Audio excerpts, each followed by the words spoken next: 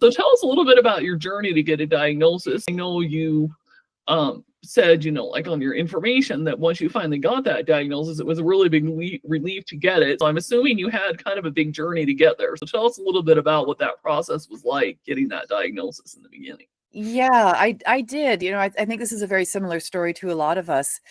I was bounced around from doctor to specialist to, this test and that test, and everything that I was experiencing and had been chronically for many, many years. I would even say decades, that feeling of just constantly being so exhausted and everything aching. And I describe it like I felt like the oldest 30-year-old on the planet.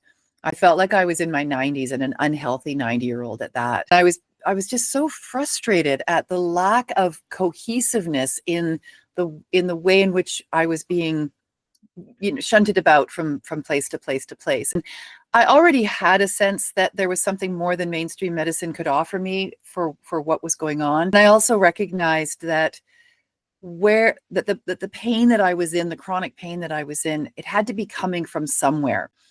And when the doctors would put up their hands and say, "We don't know, it's a mystery," I'm thinking, no, there's got to be a starting point for this. These sorts of things don't just suddenly show up.